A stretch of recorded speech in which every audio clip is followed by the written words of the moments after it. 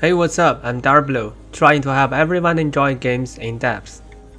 In this video, I'll be presenting a very interesting build in Remnant 2, melee builds. We know Remnant 2 is a shooter game, but still you can play melee. It's not only interesting but also useful, as long as you are fighting a proper boss.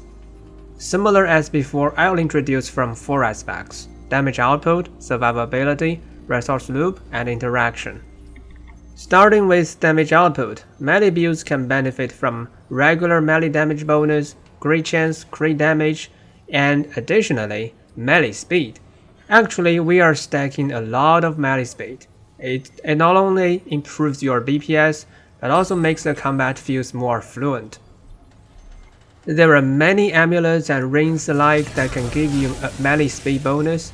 In addition, there's one specific legendary prism bonus that increases the total melee speed, but I choose the all crit chance prism instead so that I may play with range builds using the same prism. As for archetypes, we use Alchemist and Challenger, both using the second skill.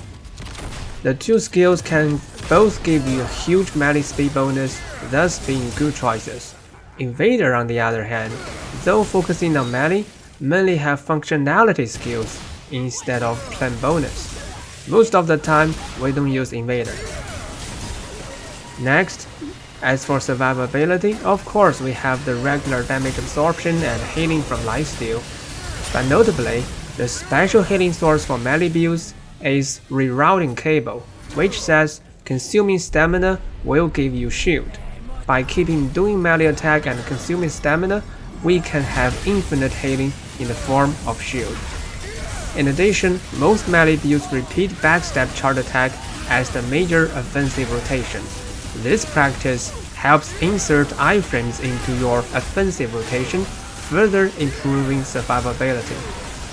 Resource loop-wise, we need to consider stamina for melee builds, and the key is Matriarch's Insignia, an amulet that allows you to recover stamina by simply landing a melee hit.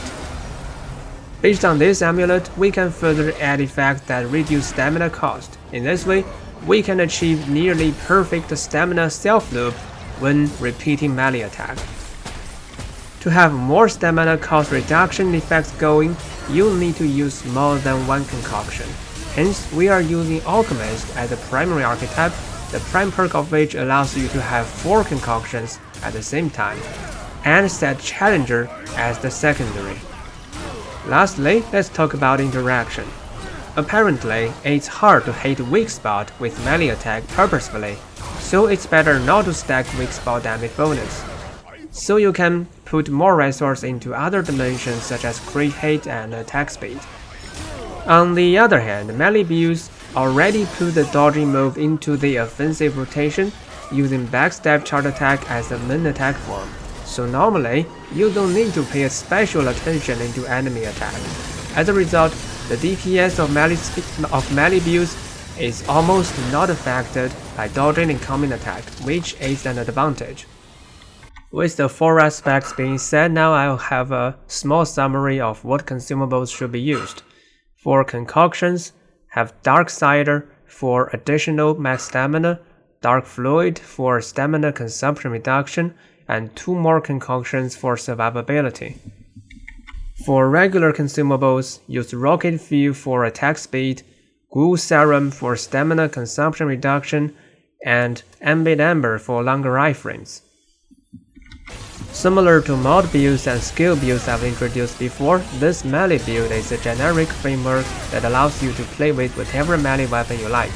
With a single setup, you can enjoy many different playstyles.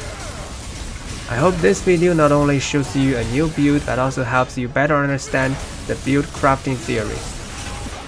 If you want to play games into depth together with me, don't forget to like and subscribe. Thanks for watching, see you around.